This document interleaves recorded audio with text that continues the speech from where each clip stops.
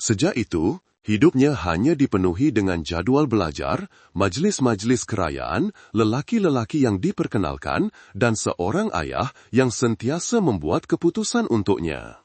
Maya membantah, menangis, bergaduh, tetapi hanya dibalas dengan kata-kata dingin.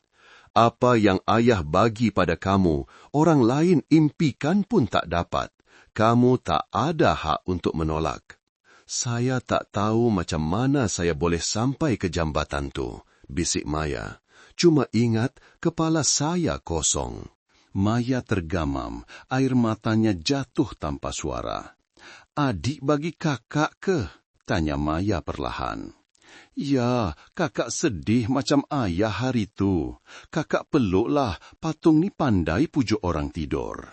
Firdaus berpaling pura-pura mengelap muka. Di dalam hatinya ada sesuatu yang cair dan pedih pada masa yang sama. Gadis ini bukan sekadar anak orang kaya seperti yang disangkanya. Dia hanyalah seorang yang hanyut, tiada tempat bergantung, sama sepertinya suatu ketika dahulu. Awak nak ke mana lepas ni? Tanya Firdaus. Maya teragak-agak. Saya tak tahu. Saya tak nak balik, tapi saya tak boleh menyusahkan abang selamanya. Tiada siapa susahkan siapa. Firdaus menggeleng. Abang ada bilik kosong. Kalau awak perlukan tempat untuk berehat, berfikir, duduklah sini. Bila-bila awak nak pergi, pergilah. Maya memandangnya, matanya merah. Kenapa abang baik sangat? Firdaus tersenyum. Sebab satu hari nanti awak pun akan buat perkara yang sama untuk orang lain.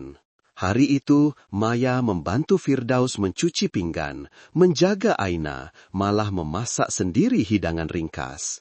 Kali pertama selepas bertahun-tahun tanpa pembantu rumah melakukannya.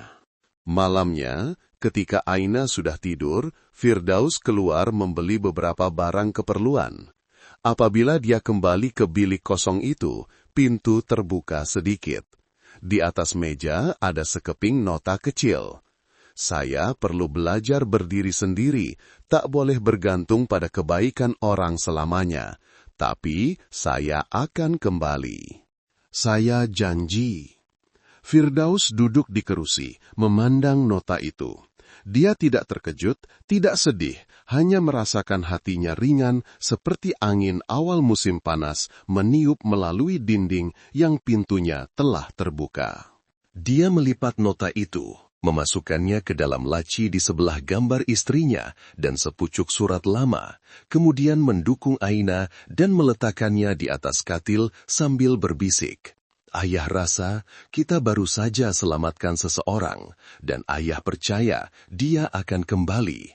Bukan sebab kita perlukan dia, tapi sebab dia mau. Malam itu, buat pertama kali selepas bertahun-tahun, Firdaus bermimpi tentang jambatan itu. Tetapi kali ini, tiada angin, tiada hujan. Hanya ada dua orang. Seorang melangkah turun dari susur jambatan, seorang lagi menghulurkan tangan tanpa gementar, dan cahaya seperti fajar sedang menyingsing. Hujan monsun baru sahaja berhenti.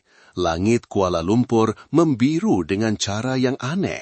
Seolah-olah selepas menumpahkan segala air matanya, bandar itu sedang menarik nafas dalam-dalam untuk memulakan semula. Ahmad Firdaus memarkir motosikalnya di bawah pokok, mengelap peluh di dahi. Pagi itu kerja selesai awal, jadi dia sempat singgah di pasar membeli sedikit makanan untuk Aina. Di dalam bakul ada sekotak susu, beberapa batang lobak merah, dan sebungkus beras kecil cukup untuk seminggu.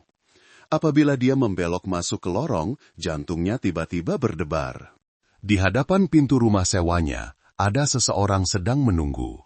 Rambutnya diikat kemas, kemeja putihnya sedikit berkedut, wajahnya lebih kurus, tetapi senyumannya masih sama. Maya, saya dah balik. Katanya, apabila terpandang mata Firdaus, senyumannya bergetar seperti anak kecil yang membuat salah pulang ke rumah lama. Firdaus tidak terus menjawab, dia menelitinya, melihat beg tangan kecil, kasut yang berdebu, dan calar di belakang tangannya. Awak tak balik rumah, saya tahu tu. "Awak kemana beberapa hari ini?" Akhirnya dia bertanya. Maya menunduk, mengetap bibir. "Merayau, ada malam tidur di taman, ada malam di kafe cyber. Saya rasa saya perlu tahu bagaimana dunia ini sebenarnya tanpa perlindungan mereka." Firdaus mengangguk, menyandarkan motosikalnya ke dinding. Aina menjenguk dari celah langsir, matanya bersinar. "Kak Maya dah balik!" Dia berlari keluar memeluk kaki Maya erat. Maya terkejut, menunduk memeluk anak kecil itu, tanpa sedar air matanya mengalir lagi. "Maafkan kakak sebab pergi tanpa cakap apa-apa." Aina mengusap mukanya dengan tangan kecilnya, kemudian meletakkan patung beruang di pangkuan Maya seperti kali pertama mereka bertemu. Firdaus berdiri di situ menyaksikan detik itu, dan dia tahu ada sebahagian daripada diri Maya sedang dipulihkan sedikit demi sedikit. Petang itu, ketika Aina tidur, Maya membantu Firdaus mencuci pinggan. Di dapur kecil itu, cahaya matahari menyelinap melalui jeriji tingkap, memancar ke atas jari jemarinya yang runcing tetapi penuh calar. "Maya," Firdaus memulakan, "kalau awak nak tinggal, tinggallah." "Tapi saya nak awak faham, saya bukan simpati pada awak." Maya mengangguk. "Saya tahu." "Jadi, kenapa awak balik?" Maya berhenti. Air mengalir di dalam singki, bunyi bising di luar lorong menjadi latar yang sayup. "Sebab saya penat," katanya, suaranya tersekat. "Penat jadi kuat, penat berlakon, penat hidup tanpa tahu untuk apa saya hidup. Tapi bila saya baring menggigil di bangku batu malam tadi, saya teringat pandangan mata abang masa tarik saya dari jambatan. Saya teringat cara Aina kongsi biskut dengan saya kali pertama. Saya sedar, saya dah tak nak mati.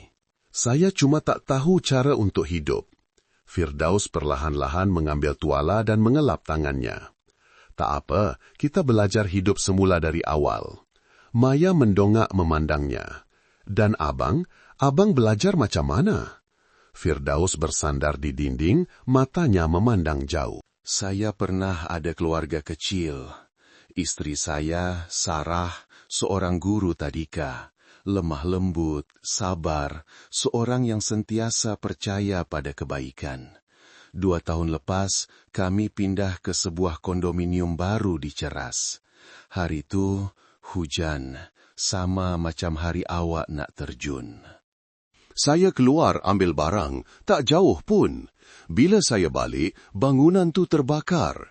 Litar pintas, tiada penggera kebakaran, tiada siapa pandu arah kecemasan. Pintu kecemasan dikunci atas sebab keselamatan. Saya berdiri di bawah, melihat isteri saya terperangkap di tingkat 6. Dia panggil nama saya berulang kali, sampai asap menelan segalanya." Maya menutup mulutnya dengan tangan. Firdaus menarik nafas dalam, cuba menahan sesuatu yang bergeloja. Selepas tu, Mega Holdings bayar pampasan beberapa ratus ribu. Akhbar kata kebakaran tu kemalangan yang tak dapat dielakkan. Projek tetap diteruskan. Dan saya, dari seorang jurutera elektrik menjadi pemandu penghantaran, besarkan anak sambil mengutip sisa kenangan. Keheningan menyelubungi dapur kecil itu. Kedua-duanya seolah-olah jatuh ke dalam lubang kehilangan yang berbeza.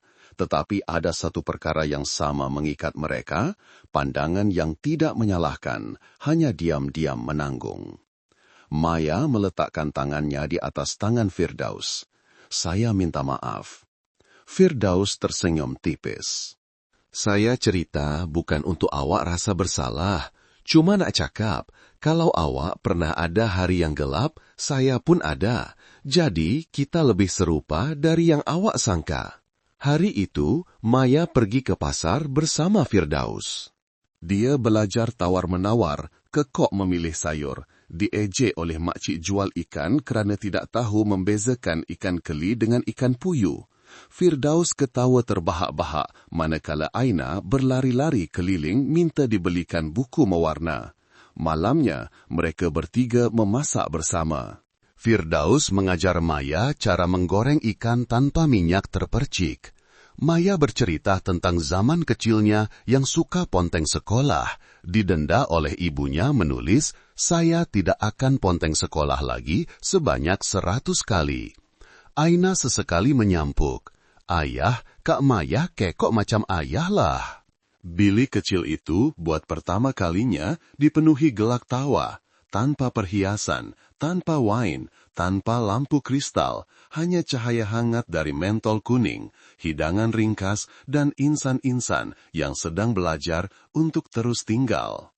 Sebelum tidur, Maya berdiri di tepi tingkap memandang keluar lorong, bumbung-bumbung zinc, wayar elektrik berselirat, cahaya lampu neon dari kedai runcit di hujung lorong. Dia menghembus nafas dalam-dalam, seolah-olah baru sahaja meninggalkan seumur hidup berlakon menjadi orang lain. Firdaus lalu di sebelahnya dan berkata perlahan, "Esok kalau awak nak, saya akan kenalkan awak pada Makcik Salmah. Warung dia perlukan pembantu. Gaji tak banyak, tapi cukup untuk hidup." Maya menoleh, tersenyum nipis. "Saya akan buat. Saya nak jaga diri saya sendiri mulai sekarang." Firdaus mengangguk. "Kalau macam tu, kita mulakan semula dari perkara paling kecil, bermula dengan secawan kopi pagi esok." Di luar sana, bandar masih riuh rendah, tetapi di dalam bilik itu ada 3 orang, seorang bapak tunggal, seorang gadis yang pernah mau menamatkan riwayatnya, dan seorang anak kecil yang sentiasa percaya pada kebaikan, sedang bersama-sama belajar cara untuk hidup semula. Tidak perlu melupakan masa lalu, cukuplah tahu hari ini mereka masih di sini, dan itu sudah cukup untuk memulaikan sesuatu yang baru.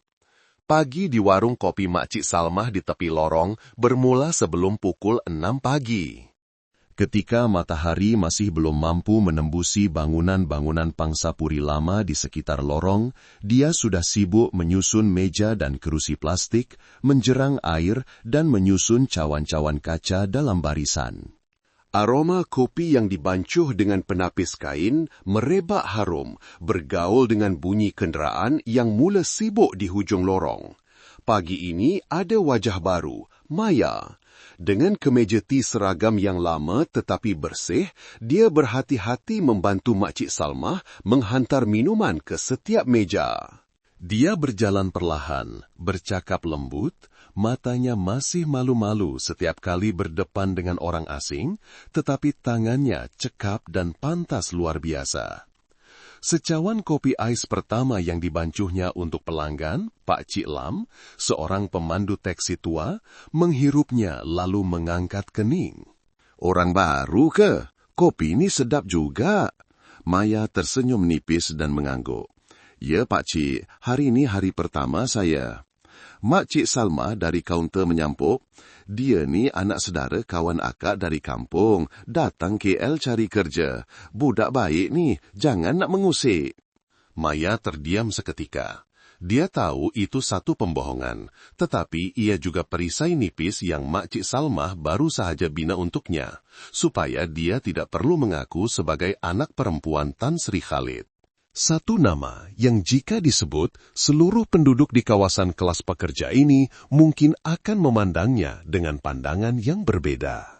Segalanya di sini begitu nyata, dari cawan kaca yang tercalar, kerusi plastik yang patah sebelah kakinya dan dialas dengan batu bata, sehinggalah kepada cerita-cerita jenaka para lelaki yang bangun awal untuk ke tapak pembinaan.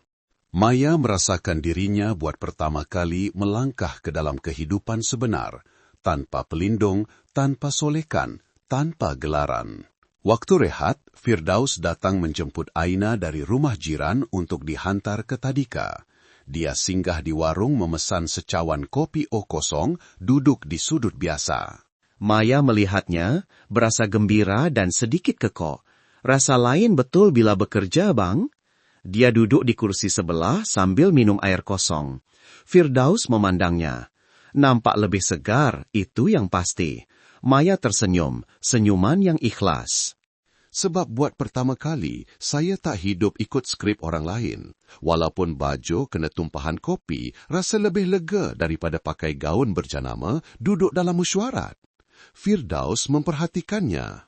Kalau esok ada orang datang jemput awak dengan kereta mewah, bawa awak balik ke rumah yang 10 kali ganda lebih besar dari kawasan ni, awak akan pergi? Maya terdiam beberapa saat. Kemudian perlahan-lahan menggeleng. Tidak, di sini miskin, tapi saya tahu siapa diri saya. Di sana kaya, tapi saya cuma patung yang dipakaikan baju cantik. Kehidupan mereka berangsur stabil dengan rentak yang sederhana. Pagi, Maya bekerja di warung kopi. Tengah hari dia pulang makan bersama Firdaus dan Aina. Petang kadang-kadang mereka ke pasar raya, atau dia membantu Firdaus mencuci motosikal untuk mencari pendapatan tambahan. Mereka menjadi sebuah keluarga tanpa nama, tanpa ikatan, tetapi terjalin oleh perkara-perkara kecil. Sekotak susu yang dibelikan, sehelai baju yang disidai, sepasang mata yang tahu mendengar. Malam itu, ketika Aina sudah tidur, Firdaus sedang membaca buku. Maya membawa 2 cawan teh panas. Abang Firdaus, saya ada sesuatu nak cerita. Suaranya menjadi perlahan. Saya pernah cintakan seseorang. Firdaus mendongak, menunggu. Dia seorang juru gambar, tak kaya, tapi hidupnya jujur. Saya sembunyikan hubungan kami dari keluarga. Kami rancang nak lari bersama, tapi ayah saya dapat tahu. Dia upah orang untuk ugut lelaki itu. Lepas tu, dia reka cerita untuk buat saya percaya lelaki itu tipu saya. Saya putuskan hubungan. Lama selepas tu baru saya tahu dia tak buat apa-apa yang salah. Cuma saya terlalu lemah untuk berpihak padanya. Maya menggenggam tangannya erat. Selepas itu saya jadi dingin, curiga dengan semua orang, tak boleh percaya sesiapa. Tapi sekarang, bila hidup dengan Abang dan Aina, saya sedar ada orang yang tak perlu buktikan apa-apa pun, kita tetap boleh percaya. Firdaus tidak berkata apa-apa, hanya meletakkan tangannya di atas meja berdekatan tangan Maya. Terima kasih sebab berterus terang, katanya. Semua orang ada parut, yang penting sama ada kita berani tunjukkan pada orang lain atau tidak. Maya mendongak memandangnya, di matanya ada sesuatu yang sebak dan jelas. Keesokan harinya, ketika Maya sedang mengelap meja, sebuah kereta hitam berkilat berhenti betul-betul di hujung lorong. Seorang pemandu berkot, berbadan tegap, melangkah keluar dan memandang sekeliling warung. Maaf, tanyanya. Di sini ada sesiapa bernama Nurul Maya? Maya tergamam. Makcik Salmah memandangnya kemudian berkata dengan kuat, tak ada orang nama tu, ini warung kopi, bukan tempat cari orang. Pemandu itu teragak-agak, kemudian mengeluarkan telepon bimbitnya, seolah-olah mahu menghubungi seseorang. Maya melangkah ke hadapan. Saya orangnya, ada apa? Ayah Cik minta saya jemput Cik balik, Cik dah buat keluarga risau. Maya berdiri tegak. Saya baik-baik saja, dan saya bukan lagi ahli keluarga itu. Pemandu itu terkejut. Apa maksud Cik? Sampaikan pada dia, saya hidup dengan baik, jangan cari saya lagi. Lelaki itu memandangnya, kemudian memandang sekeliling dengan pandangan sedikit menghina. Cik tahu tak, Cik tinggal di mana? Lorong macam ni bukan untuk orang macam Cik. Firdaus muncul dari mana entah, berdiri betul-betul di sebelah Maya. Tempat yang ada orang baik, tempat tu layak untuk didiami. Maya menoleh. Buat pertama kalinya berani menggenggam tangan Firdaus di hadapan orang suruhan ayahnya. Dan saya berada di tempat yang betul. Pemandu itu mengetap bibir, memandang mereka seolah-olah tidak faham apa yang sedang berlaku. Akhirnya dia beredar, keretanya memecut laju keluar dari lorong. Seluruh warung bertepuk tangan. Pak Cik Lam menjerit, ingatkan apa tadi, bakal menantu datang jemput ke, suruh balik kampung tanam jagung sajalah. Maya ketawa, air mata berlinangan, tetapi wajahnya berseri-seri.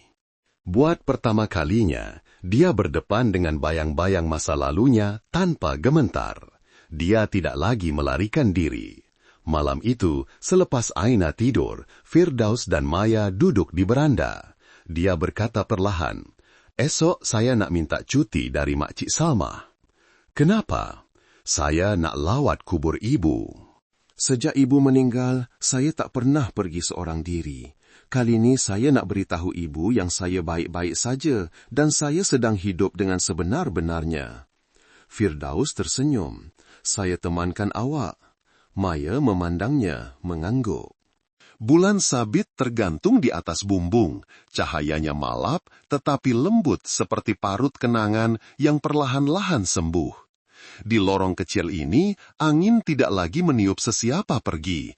Ia hanya berbisik mengingatkan mereka untuk tinggal, terus hidup, dan memaafkan diri sendiri. Pagi-pagi lagi, langit masih berkabus, bunyi ayam berkokok dari mana entah kedengaran di kawasan lorong kecil itu. Firdaus sudah bangun menyediakan sarapan untuk Aina, manakala Maya sedang mengikat rambutnya kemas, wajahnya memancarkan ketenangan yang aneh. Hari ini, dia bercuti seperti yang dikatakannya kepada Firdaus semalam untuk melawat ibunya. Sepanjang malam, Maya tidak dapat tidur. Dia tidak pernah ke kubur ibunya seorang diri. Tidak pernah berdepan dengan masa lalu yang tidak lengkap itu, tanpa ayahnya di sisi, mengarah, bakar colok, berlutut, berdoa. Segalanya mengikut acuan, bersih dan dingin. Tetapi hari ini, dia mau memberitahu ibunya perkara yang tidak pernah terucap. Firdaus menunggang motosikal. Maya duduk di belakang memeluk Aina di tengah. Mereka bertiga melalui jalan-jalan berliku, keluar dari bandar, menuju ke tanah perkuburan tempat Ibu Maya bersemadi. Sepanjang jalan, Aina riang bercerita tentang kelasnya. "Hari ini cikgu kata Aina mewarna paling cantik dalam kelas, tapi kawan Aina, Nana, rampas pensel warna oranye Aina." "Kak Maya," Aina menyambung. Maya ketawa mengusap rambutnya. "Jadi Aina bagi kawan ke?" "Tak, Aina menangis, tapi cikgu peluk Aina macam Kak Maya peluk Aina masa Aina takut hantu." Firdaus melihat melalui cermin sisi. Senyuman Maya ketika itu bukan lagi senyuman mengelak atau terpaksa, tetapi satu kelembutan yang sangat nyata, sangat hidup. Setibanya di sana, Maya memegang sejambak bunga kekua putih, berjalan perlahan melalui deretan kubur. Firdaus membawa Aina berjalan-jalan di sekitar untuk memberi ruang kepada Maya. Dia berlutut di hadapan batu nisan sederhana yang terukir nama Halimah binti Abdullah, lahir 1969, meninggal 2005. "Ibu," suara Maya tersekat. "Maya minta maaf. Selama belasan tahun nih, Maya hidup macam bayang-bayang. Maya biarkan ayah atur segalanya. Maya diam, pasrah. Fikir itu cara untuk buat ibu tenang di sana." Dia menarik nafas panjang, coba menahan air mata yang mahu tumpah. "Tapi Maya salah, Ibu." Maya dah lupa siapa diri Maya sebenarnya. Maya pernah impikan nak jadi pelukis, pernah nak hidup biasa, tak perlu gaun mahal, tak perlu kereta mewah. Maya nak ketawa sepuasnya, nak pergi pasar, nak memasak, nak bercinta tanpa sembunyi-sembunyi. Angin bertiup lembut, daun-daun kering gugur di bahunya, seperti sentuhan lembut dari arwah ibunya. Sekarang, Maya sedang hidup semula ibu, di tempat yang kecil tapi hangat. Ada seorang lelaki baik yang tak pernah memaksa. Ada seorang anak kecil yang panggil Maya kakak, tapi di hati Maya, dia macam anak perempuan Maya sendiri. Maya mengeluarkan sekeping gambar kecil dari poket bajunya, gambar yang diambilnya bersama Aina dan Firdaus beberapa hari lalu. Dia meletakkannya di sebelah batu nisan, meletakkan jambangan bunga kekwa di dalam bekas aluminium lama, kemudian menadah tangan berdoa lama. Firdaus kembali, berdiri senyap dari jauh memandangnya. Seorang gadis berlutut di sisi kubur ibunya, susuknya kecil di tengah langit yang luas, tetapi memancarkan kekuatan yang tidak disangka. Dia memegang tangan Aina perlahan. Aina, tahu tak Kak Maya hebat? Aina mendongak. Hebat apa, Ayah? Hebat sebab dia tahu cara maafkan diri sendiri. Mereka bertiga pulang dalam diam.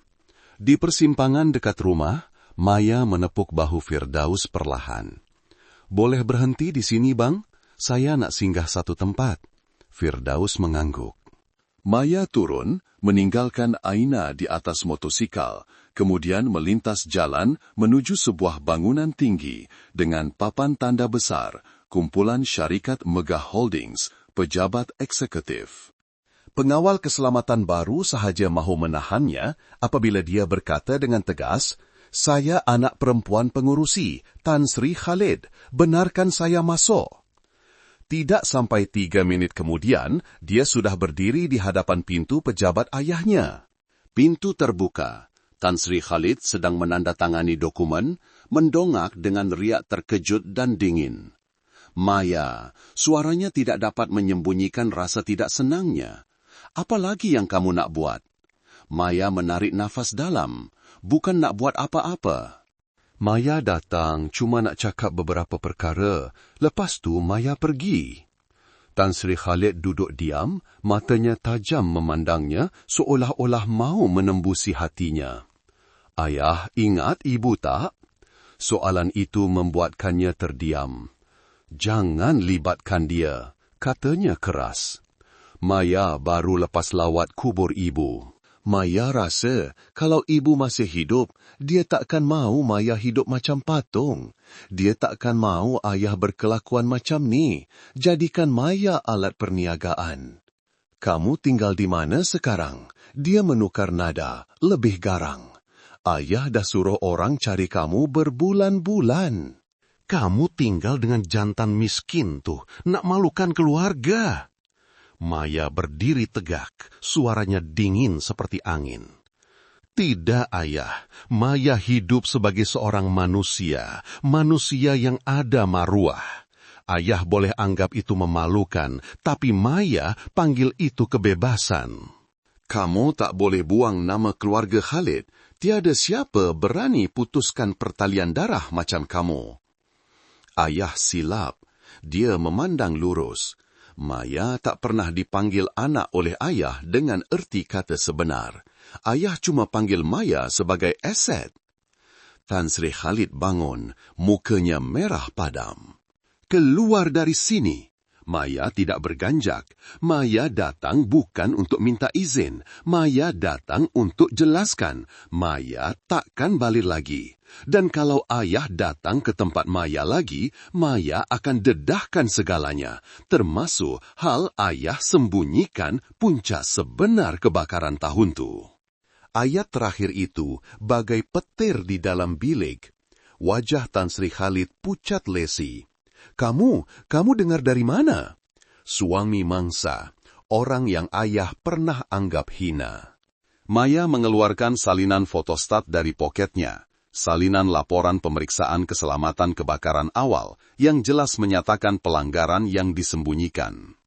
Ini salinan fotostat yang asal mungkin dah dimusnahkan, tapi Maya ada cukup bukti untuk bagi pada media.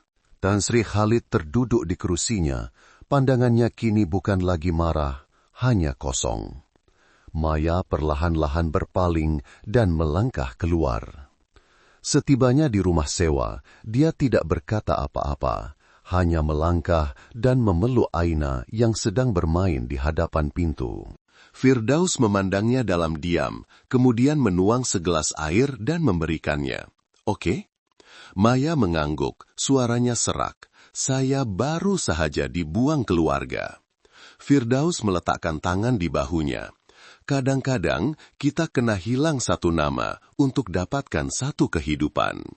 Malam itu, Firdaus menceritakan impiannya untuk membuka sebuah bengkel motosikal kecil dengan sudut bermain untuk kanak-kanak dan kopi untuk orang dewasa menunggu. Maya berkata, dia mahu belajar melukis semula, walaupun hanya melukis kulit menu atau mural di lorong. Kita boleh mula bersama? Tanya Maya, matanya basah tetapi bersinar. Firdaus memandangnya, tidak perlu menjawab dengan kata-kata. Dia hanya menggenggam tangannya perlahan, tangan yang tidak lagi gemetar apabila berdepan dengan kegelapan. Tangan yang kini tahu cara memegang apa yang betul selepas melepaskan apa yang palsu. Malam itu, angin bertiup lembut melalui kawasan rumah sewa.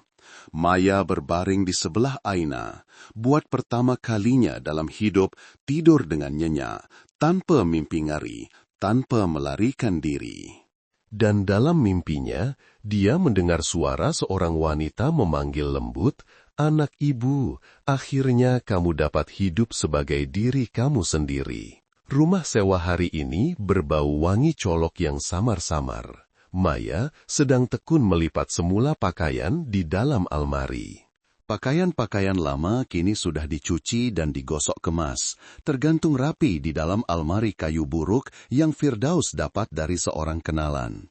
Dia memasang musik perlahan, sebuah instrumental gitar, melodi yang sayu tetapi lembut seperti nafas seseorang yang sedang pulih dari luka. Firdaus baru pulang dari kerja, dahinya masih berpeluh. Dia meletakkan bagnya, menuang segelas air sejuk, lalu duduk di kerusi plastik berdekatan tingkap. Aina berada di kelas melukis percuma di pusat komuniti anjuran kawasan perumahan, satu aktiviti yang Maya sendiri daftarkan untuknya. "Penat, Bang?" Maya duduk di sebelahnya, menghulurkan tuala.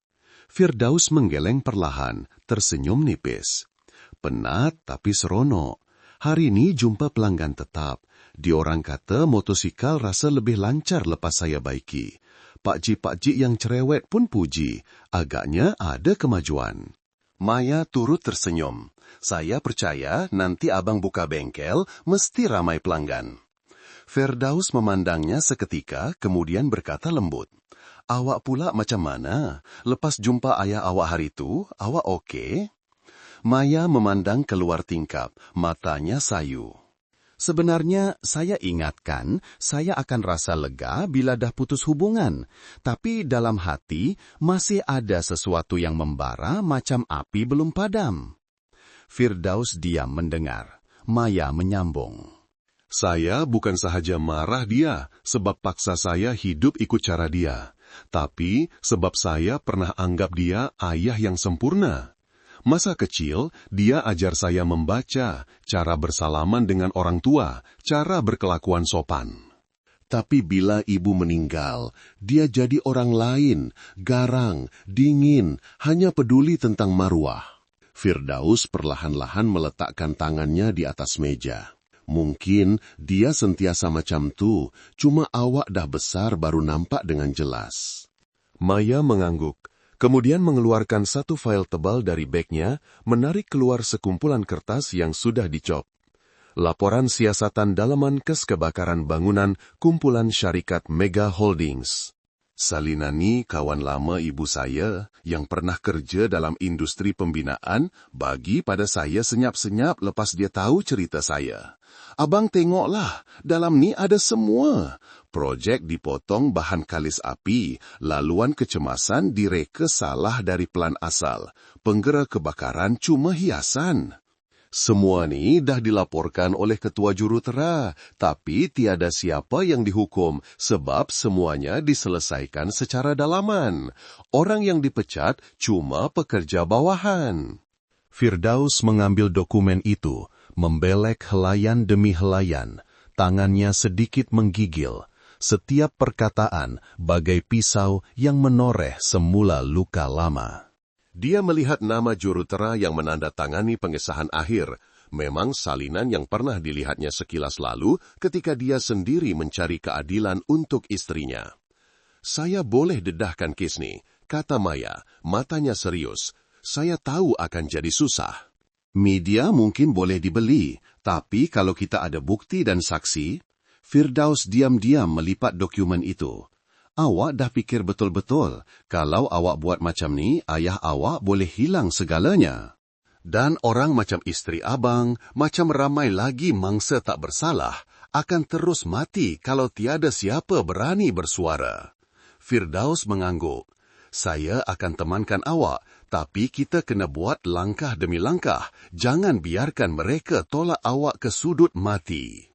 Keesokan harinya, Maya dan Firdaus mencari seorang wartawan bebas bernama Puan Faridah yang pernah menyiasat banyak kes negatif dan kini mempunyai saluran YouTube pribadi yang khusus mengupas semula kes-kes yang terkubur. Farida, seorang wanita berusia 40-an, matanya tajam, percakapannya terus terang. Cik, pasti Cik tak didalangi sesiapa? Tanya Farida sebaik sahaja bertemu. Maya memandang lurus. Tiada siapa, Puan. Saya cuma mau kebenaran diketahui. Faridah mengangguk, menerima dokumen itu dan berkata, dia perlukan beberapa hari untuk mengesahkan sumber. Sebelum menghantar mereka pulang, dia hanya berkata satu ayat. Cik tahu tak, orang yang mendedahkan kebenaran selalunya akan ditolak ke sudut gelap. Tapi, di sudut gelap itulah orang belajar melihat cahaya dengan lebih jelas. Beberapa hari kemudian, sebuah video muncul di saluran YouTube Puan Farida, menarik puluhan ribu tontonan hanya dalam satu pagi. Dalam video itu, suara narator perlahan, imej kebakaran lama muncul kabur, diselang-seli dengan dokumen yang telah disahkan. Video itu tidak menyebut nama kumpulan syarikat secara langsung, tetapi siapa-siapa dalam industri tahu itu adalah Mega Holdings. Maya tidak muncul dalam video, tetapi ceritanya, surat-surat yang ditulis untuk ibunya, pengakuan tentang tekanan, pergulatan antara maruah keluarga dan hati nurani telah membuatkan penonton menitiskan air mata. Pada masa yang sama, di media sosial muncul banyak hantaran aduan. Penduduk yang pernah tinggal di kondominium Mega Holdings serentak bersuara tentang keadaan yang teruk, tentang kemalangan-kemalangan yang pernah disenyapkan. Siasatan mula dibuka semula. Ayah Maya, Tan Sri Khalid, muncul dalam satu sidang media tergempar. Wajahnya masih tenang, menafikan semua salah laku. Tetapi media kini tidak lagi berdiam diri, wartawan bertalu-talu mengajukan soalan. Malam itu, Maya menerima mesej dari nombor tidak dikenali. Jaga diri kau baik-baik. Anak derhaka. Dia terdiam beberapa saat, kemudian memadam mesej itu. Firdaus duduk di sebelahnya, menggenggam tangannya erat. Takut. Maya tersenyum nipis, wajahnya tidak lagi gementar. Tidak, saya dah hidup dalam ketakutan seumur hidup saya. Sekarang masanya saya hidup dengan kebenaran. Aina berlari keluar dari bilik, menggosok mata. Kak Maya, ayah, Aina mimpi rumah kita ada bengkel motosikal. Lepas tu ada banyak lukisan Aina gantung kat dinding. Firdaus ketawa, memeluk anaknya. Agaknya mimpi masa depan tu. Maya menunduk memeluk Aina.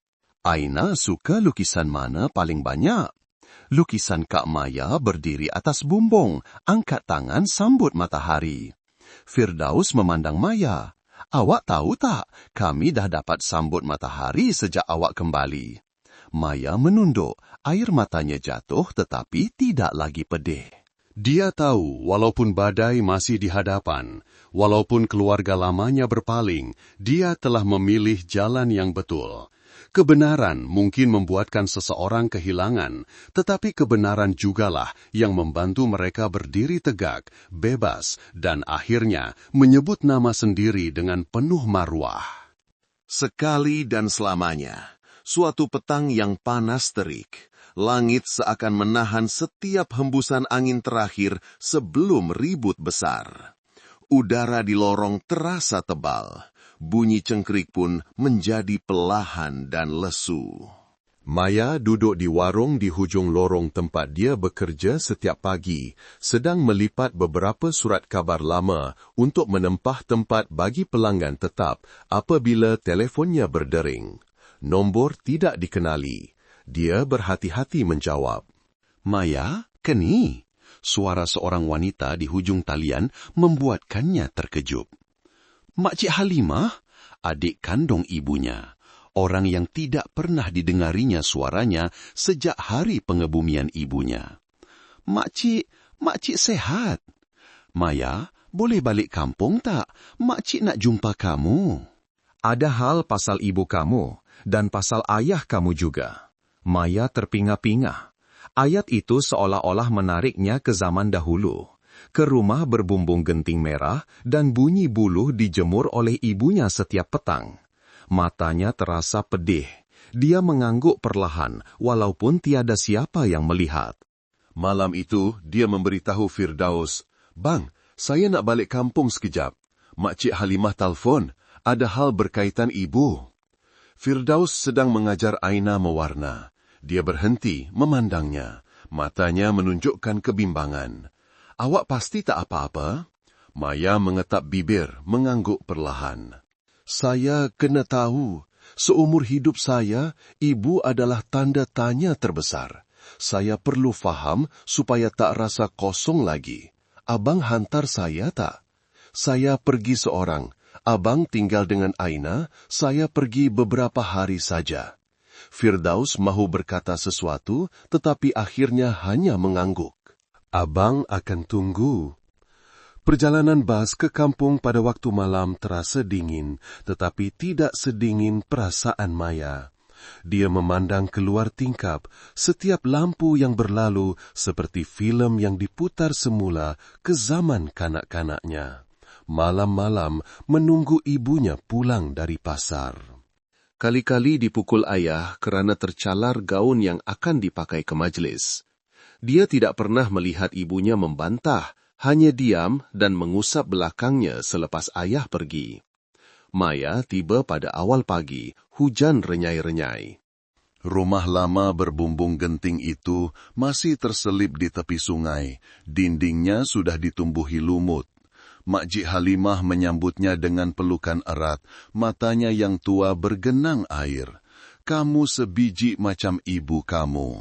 Di dalam rumah, selepas secawan teh panas, makciknya menceritakan segalanya yang Maya tidak pernah tahu.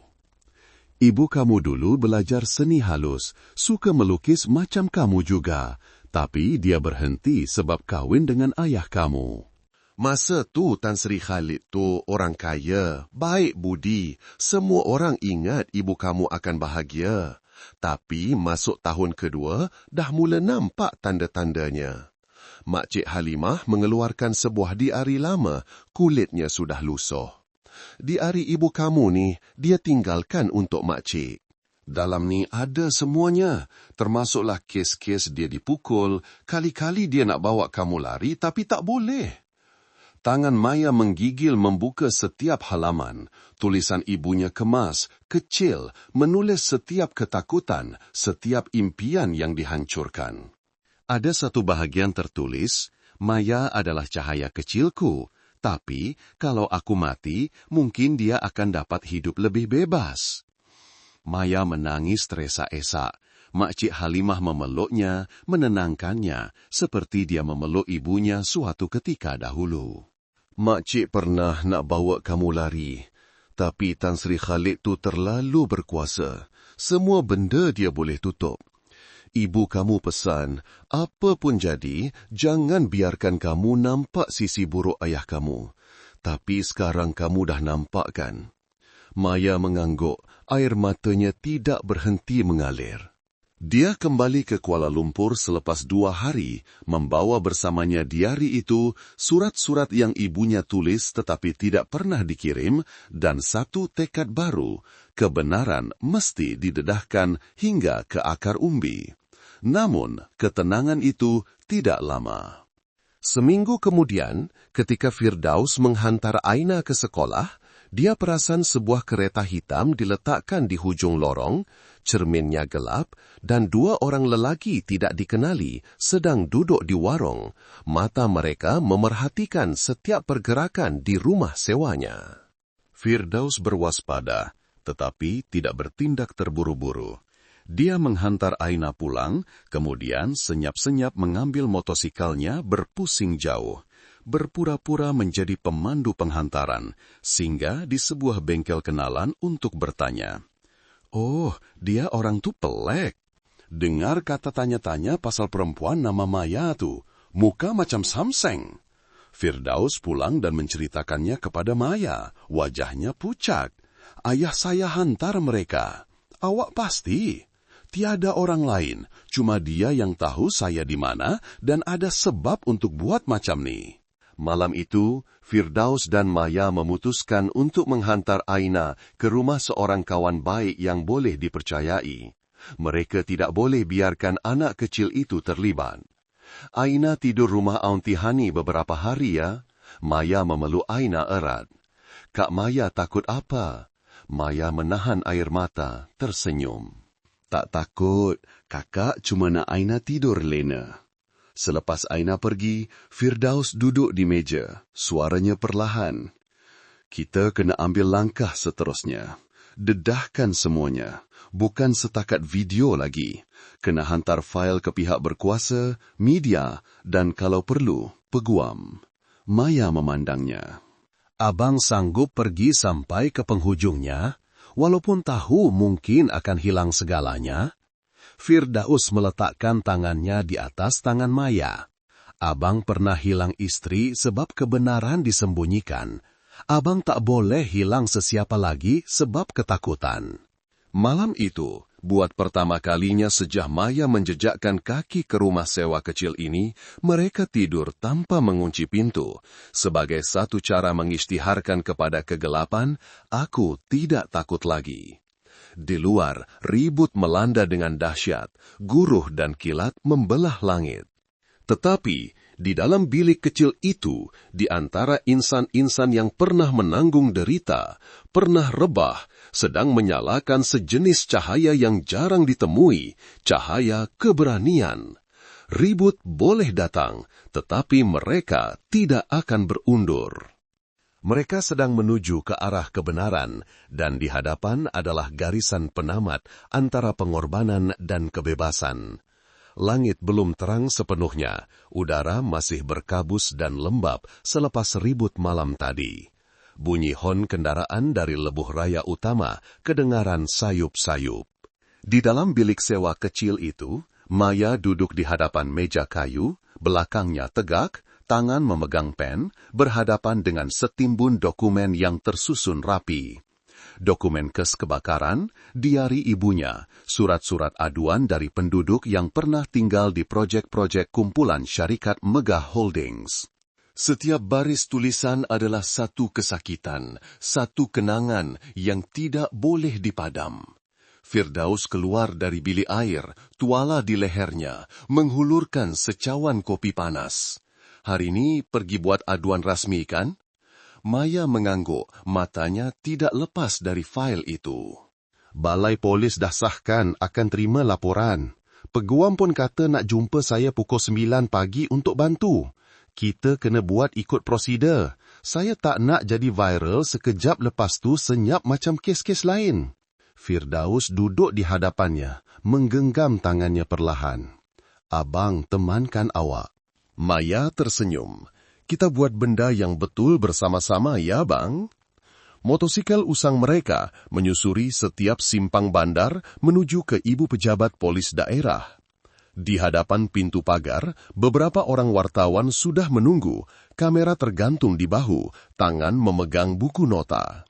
Beberapa orang mengenali Maya dari maklumat yang bocor mengenai video aduan sebelum ini.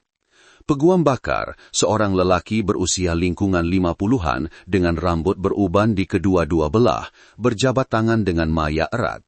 Saya dah lihat fail ini. Kalau semuanya benar seperti yang Cik katakan, ini bukan lagi kes kebakaran biasa. Ini jenayah menyembunyikan kecacatan pembinaan dan sengaja menyebabkan akibat yang serius. Kita perlu lindungi keselamatan Cik mulai sekarang. Maya mengangguk, sedikit bimbang, tetapi pandangannya tidak goyah. Mereka melangkah masuk, meninggalkan bunyi kamera yang bertalu-talu di belakang.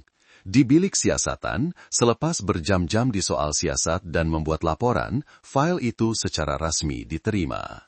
Pegawai penyiasat menyimpan semua salinan dokumen dan pada masa yang sama mengeluarkan arahan perlindungan saksi sementara untuk Maya.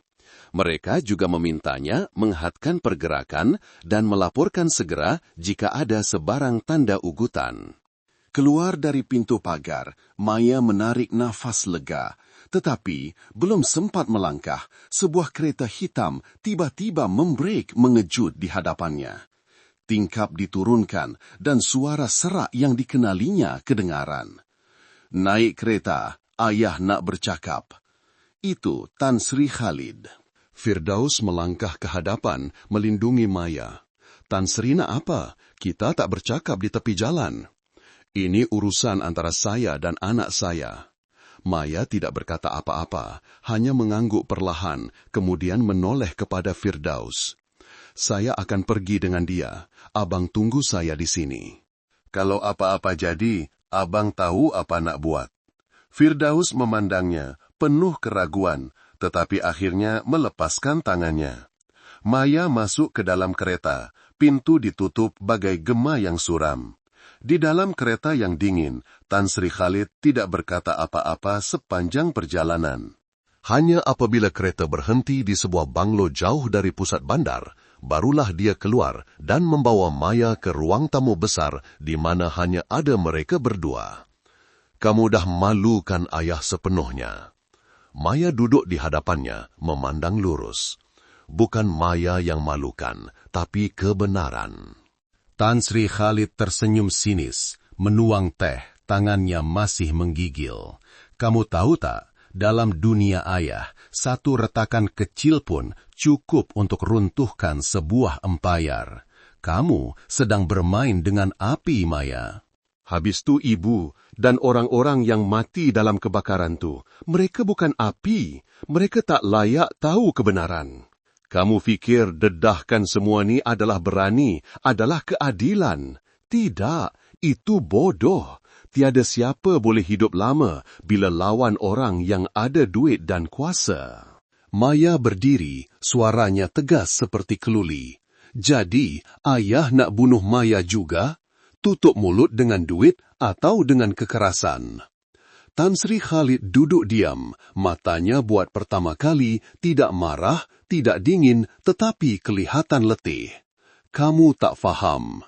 Ayah ingatkan, ayah buat segalanya untuk lindungi keluarga, walaupun terpaksa pijak orang lain. Tapi akhirnya semuanya tetap runtuh. Maya melangkah dekat, meletakkan diari ibunya di atas meja. Ayah pernah baca tak apa yang ibu tulis? Ayah pernah baca tak wasiatnya? Maya dah baca setiap baris dan tiada satu baris pun yang tulis, saya bangga dengan suami saya. Tan Sri Khalid mengambil buku itu, tangannya menggigil, bibirnya diketap hapat. Apa rancangan kamu seterusnya? Maya mengeluarkan surat penerimaan laporan siasatan. Maya akan teruskan sampai ke penghujungnya. Bukan sebab dendam, tapi sebab keadilan. Walaupun itu bermakna, mulai sekarang kita bukan lagi keluarga.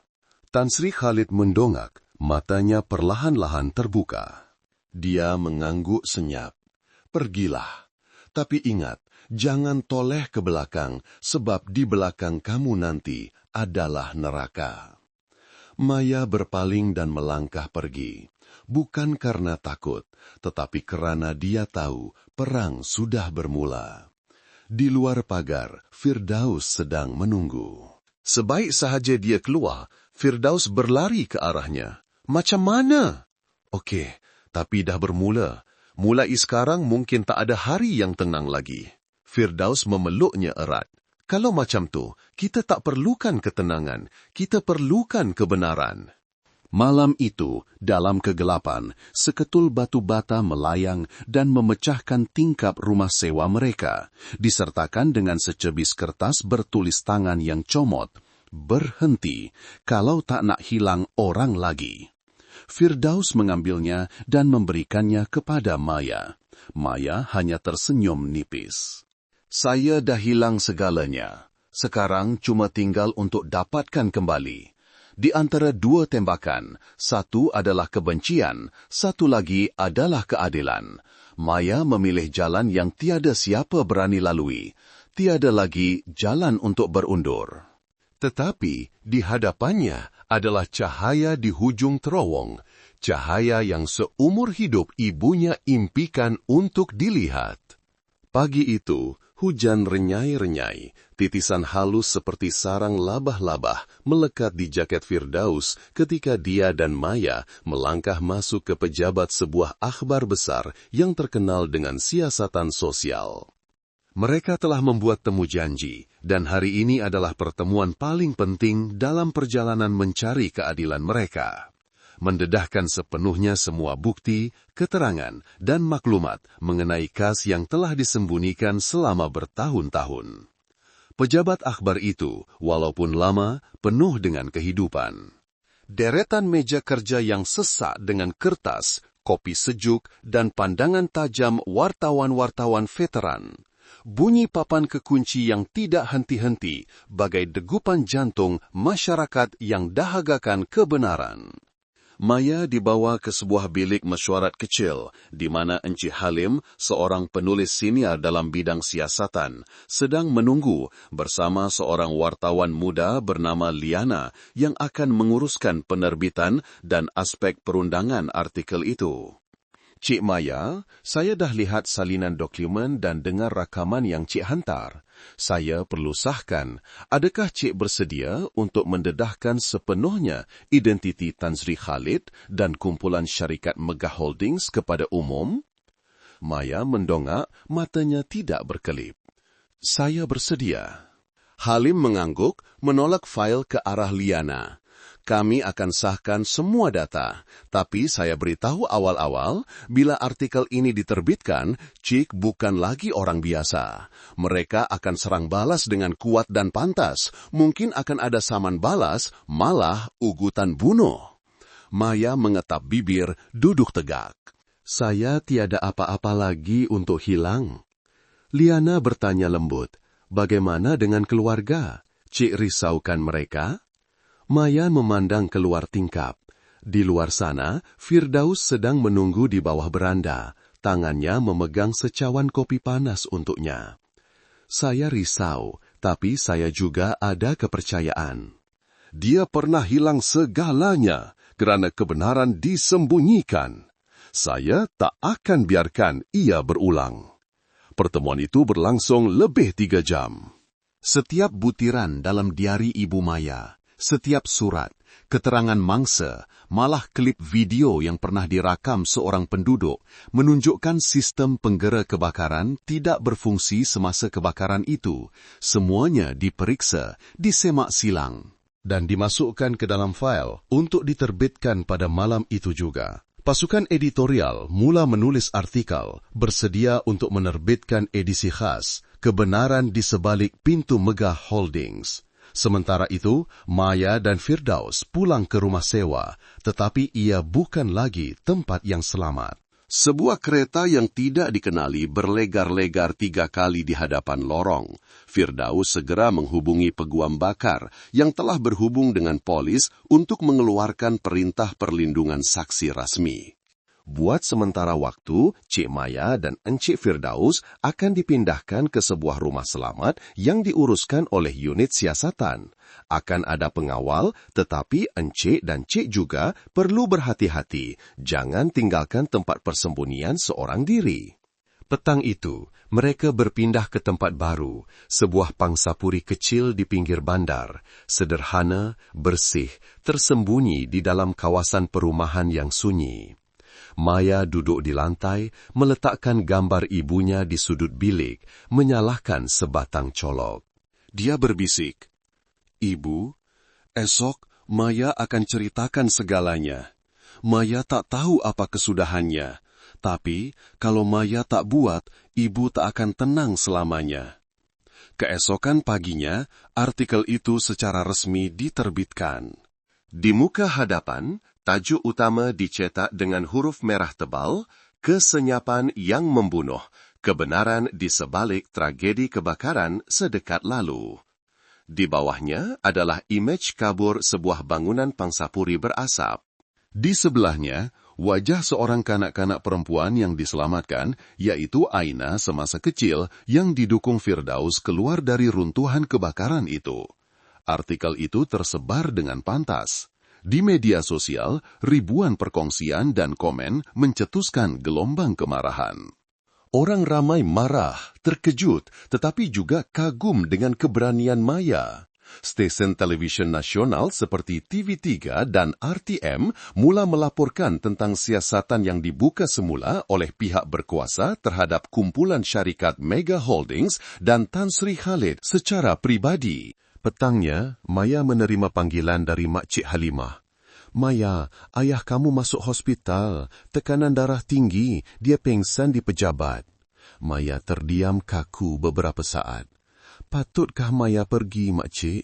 Makcik Halimah mengeluh. Makcik tak tahu, tapi kalau kamu tak pergi, kamu akan rasa bersalah. Kalau kamu pergi, pergilah sebagai seorang yang sudah dewasa, bukan lagi anak perempuan manja dia. Malam itu, Maya memakai jaket, pelitup muka, dan topi. Firdaus membawanya ke hospital. Koridor panjang, lampu kuning suram.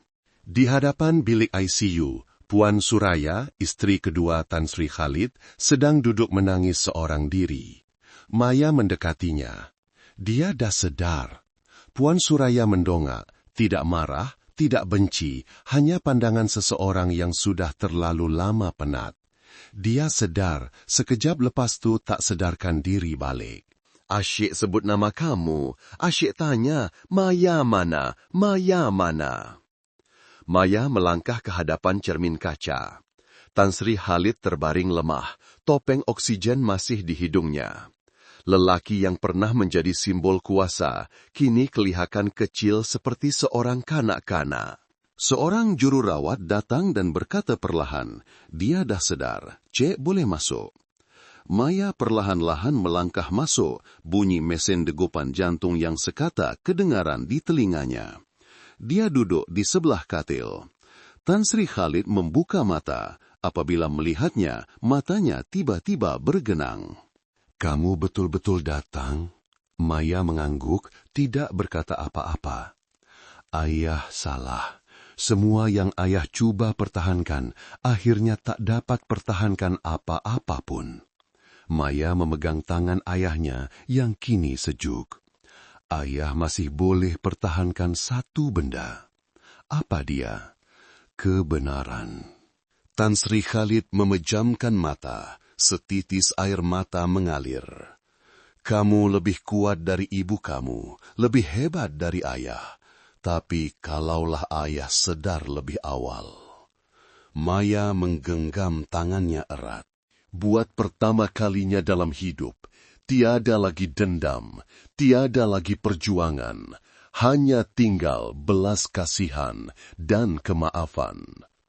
Keesokan harinya, jawatan Tan Sri Khalid digantung sementara menunggu siasatan rasmi. Kumpulan syarikat Mega Holdings mula diaudit sepenuhnya. Puluhan projek dihentikan untuk pemeriksaan semula reka bentuk. Puluhan pegawai berkaitan dipanggil untuk siasatan. Maya berdiri di hadapan pintu rumah selamatnya, memandang cahaya matahari yang muncul selepas berhari-hari hujan. Langit kelihatan lebih jernih. Aina berlari memeluknya dan berbisik, Kak Maya, Aina nampak ibu Aina dalam mimpi. Dia kata, Kak Maya seorang wira. Maya tersenyum, memeluk anak kecil itu. Tidak, kakak bukan wira. Kakak cuma orang yang enggan berdiam diri. Satu pukulan muktamad telah dilepaskan, dan buat pertama kalinya selepas bertahun-tahun, kebenaran telah menang. Kuala Lumpur memasuki musim luruh. Matahari tidak lagi terik, tetapi memancarkan warna kuning pucat yang menyelinap melalui celah-celah daun. Di lorong kecil yang biasa, Maya memegang tangan Aina berjalan-jalan. Di belakangnya Firdaus, wajahnya tenang, matanya memancarkan kedamaian selepas badai. Rumah sewa lama kini dicat baru. Jiran-jiran yang dahulunya memandangnya dengan curiga, kini mulai menyapa dengan anggukan mesra. Tiada lagi bayang-bayang orang mengintip, tiada lagi panggilan ugutan di tengah malam. Selepas lebih 3 bulan siasatan yang tegang, Tan Sri Khalid, ayah kandung Maya, secara rasmi didakwa dengan pelbagai pertuduhan berkaitan kebakaran dan pelbagai kesalahan pembinaan. Perbicaraan diadakan secara terbuka, menarik perhatian seluruh negara. Maya tidak berasa gembira, tidak bersorak. Di dalam dirinya ada perasaan sunyi, seolah-olah baru sahaja menyalakan colok terakhir untuk roh arwah ibunya. Pagi itu, dia duduk senyap di bangku di dalam mahkamah, memandang lelaki berambut putih, belakangnya bongkok kerana penyakit, tetapi masih mengekalkan riak tegas. Berdiri di kandang saksi, dia tidak membela diri, tidak menyalahkan sesiapa, hanya menunduk mengaku. Saya mengaku bertanggung jawab dan saya memohon maaf kepada anak perempuan saya, Nurul Maya, atas apa yang telah saya lakukan dan tidak lakukan. Seluruh Dewan Mahkamah senyap, hanya tinggal bunyi papan kekunci dan nafas berat. Maya berdiri, matanya jernih, suaranya tidak bergetar. Saya bukan lagi budak kecil yang dulu bersembunyi di belakang pintu mendengar ibu menangis. Saya bukan lagi orang yang rebah apabila dibengkokkan oleh kuasa dan wang. Hari ini saya di sini bukan untuk membalas dendam, tetapi untuk membuktikan bahwa kebenaran sentiasa ada jalannya, dan jika ada sesiapa yang pernah dipadamkan, masih ada orang lain yang akan menyalakan semula cahaya itu. Tepukan gemuruh kedengaran dari belakang. Walaupun diminta bertenang oleh pegawai mahkamah, emosi penonton tidak dapat dibendung lagi. Ia bukan sekadar perbicaraan seorang ayah, tetapi satu loceng amaran kepada semua yang pernah memandang remeh nyawa manusia demi keuntungan. Selepas perbicaraan, Maya dijemput untuk satu sesi bual bicara di televisi nasional dengan tajuk Penyalah Semula Kebenaran. Dia menolak. Dia tidak mahu menjadi simbol fenomena media yang dieksploitasi. Dia hanya mahu terus hidup seperti orang biasa yang pernah terluka, tetapi lebih kuat. Maya kembali ke kelas melukis percuma untuk kanak-kanak miskin. Dari sebuah bilik kecil dengan hanya beberapa batang pensel warna, kini kelas itu mempunyai papan lukisan dan tempat menggantung lukisan. Pertubuhan-pertubuhan sosial menawarkan bantuan, begitu juga dengan dermawan-dermawan yang mengikuti kisahnya. Firdaus, selepas secara rasmi menyelesaikan perceraiannya dan diiktiraf sebagai penjaga utama Aina, mula menemui semula minatnya dalam penulisan. Dia menyumbang artikel kepada beberapa akhbar kecil, menulis tentang insan-insan biasa yang tidak didendang. Suatu petang hujung minggu, selepas kelas melukis, Maya membawa Aina makan ais krim. Mereka berdua duduk di tepi jalan, makan sambil berbual. Kak Maya, kalau nanti Aina dah besar, ada orang ejek Aina sebab Aina pernah tinggal di rumah anak yatim, apa Aina kena buat? Maya menunduk, mengelap ais krim di hidung Aina. Aina kena angkat kepala tinggi-tinggi, pandang lurus pada mereka dan cakap, saya dah lalui perkara paling teruk. Awak ingat kata-kata awak boleh buat saya takut? Aina ketawa kecil lalu bersandar di bahu Maya. Kalau macam tu, kakaklah Wira Aina. Maya tidak menjawab, hanya memeluk bahu kecil itu erat. Hatinya dipenuhi perasaan yang sukar digambarkan. Luka-luka lama seolah-olah sedang sembuh melalui pandangan mata, senyuman, dan suara jernih itu. Sebulan kemudian, pada hari ulang tahun kematian ibunya, Maya pulang ke kampung. Dia dan Makcik Halimah menyediakan hidangan ringkas. Di hadapan kubur, Maya menghamparkan sehelai kain putih, meletakkan diari ibunya yang kini telah disalin dan disimpan di sebelah colok yang menyala. Ibu, Maya dah berjaya. Maya tak tahu ibu nampak ke tidak, tapi Maya rasa macam ibu sedang tersenyum. Makcik Halimah berdiri senyap di sebelahnya, mengelap air mata. Kakak kamu sentiasa harap kamu akan hidup berbeza, kuat dan tidak berdiam diri macam dia dulu. Maya memegang tangan makciknya, mengangguk. Angin bertiup melalui deretan pokok, berdesir seperti bisikan. Dia tidak tahu sama ada dia benar-benar menang atau hanya orang terakhir yang terselamat dari sebuah tragedi. Tetapi dia tahu jika ada sesiapa yang jatuh ke dalam jurang, dia akan menjadi orang yang menghulurkan tangan, seperti yang Firdaus lakukan padanya. Seperti yang ibunya lakukan padanya walaupun dalam diam. Malam itu, sebelum menaiki bas pulang ke bandar, Maya menulis di dalam diari barunya. Orang selalu kata, akhirnya kebenaran akan bersuara sendiri. Tetapi, jika tiada siapa yang memulaikannya, ia akan selamanya terkubur. Aku telah memilih untuk tidak berdiam diri, dan aku akan mengajar anak-anakku, sama ada kandung atau tidak, bahwa berpihak kepada cahaya adalah pilihan paling berani, tetapi paling berbaloi. Lampu bas menyuluh selekoh-selekoh jalan, bandar kelihatan di kejauhan, berkelip-kelip dalam malam. Perjalanan Maya tidak bermula sebagai sebuah peperangan, tetapi pengakhirannya adalah bukti bahwa kehidupan boleh bangkit dari abu, dan kebenaran sentiasa akan menemui jalannya. Walaupun jalan itu berduri, walaupun terpaksa dibayar dengan air mata, darah, dan kemaafan, itulah cahaya di ujung jalan bagi mereka yang tidak berpaling, bagi mereka yang masih percaya. Hai semua, apa kabar? Coba komen sikit. Anda semua yang sedang menonton, mendengar ini, dari mana agaknya? Seronok juga kalau dapat tahu ada yang dari utara, selatan, pantai timur, ataupun dari Sabah dan Sarawak. Jadi, apa pendapat Anda semua tentang perkongsian cerita saya sebentar tadi? Ada yang terkesan, atau mungkin ada pengajaran yang boleh kita ambil bersama? Kongsikan pandangan Anda ya. Apa-apapun, saya doakan semoga Anda semua sentiasa berada dalam keadaan sehat sejahtera, dipermudahkan segala urusan, dan sentiasa dalam lindungan Tuhan. Semoga kita semua sentiasa selamat dan tenang. Dan akhir sekali, kalau Anda sendiri ada kisah-kisah menarik atau pengalaman yang tak dapat dilupakan, jangan malu dan segan untuk kongsikannya di ruangan komen di bawah. Mana tahu cerita Anda pula yang akan saya kongsikan pada masa akan datang. Saya suka membaca cerita-cerita dari Anda semua.